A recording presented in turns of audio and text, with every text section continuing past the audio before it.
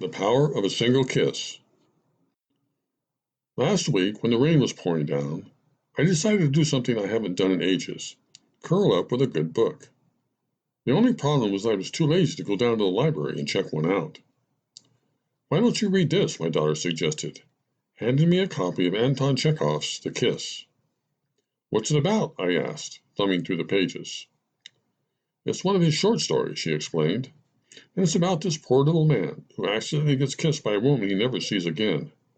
It's kind of sad, but I really liked it. Give it a try. The Kiss was published way back in 1887, and its hero is a young army officer named Ryabovich, which means pock-marked, or pitted complexion in Russian. Not only is Ryabovich unattractive to women, he is also painfully shy and not very clever.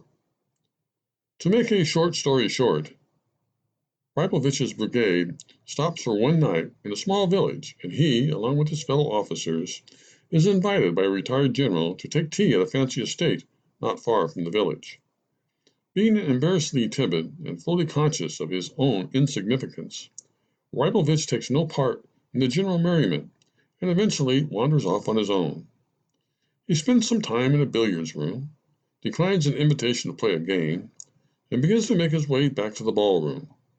He can hear all the laughter and other party noise off in the distance, and is reminded that, not once in his life, has he danced or put his arm around an attractive young woman's waist. Not once has he loved.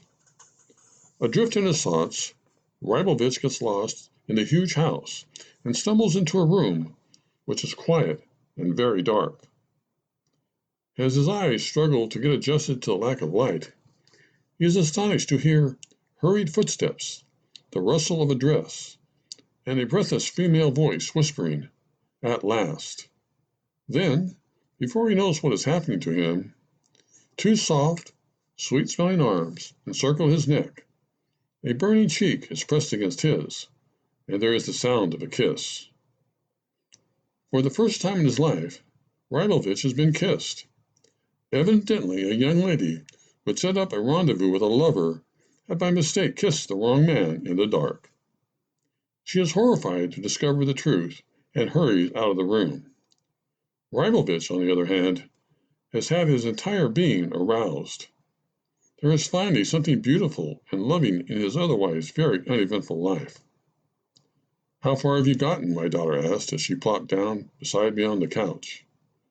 "Ryabovich just got kissed," I said.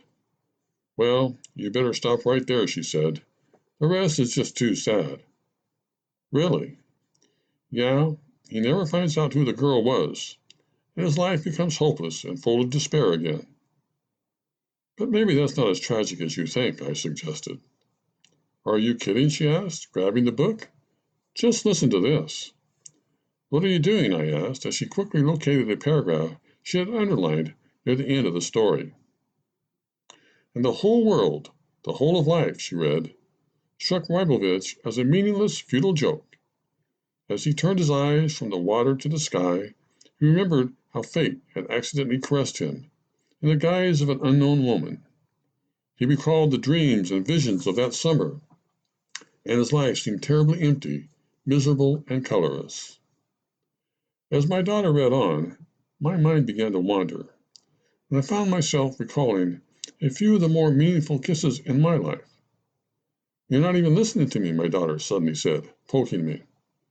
"Yes, I am," I lied, but I was really recalling a little poem by Leigh Hunt, which Ryabovich would have understood. "Jenny kissed me when we met, jumping from the chair in which she sat. Time, you thief, who love to get sweets into your list, put that in. Say I'm weary, say I'm sad, say that health and wealth have missed me. Say I'm growing old, but add, Jenny kissed me."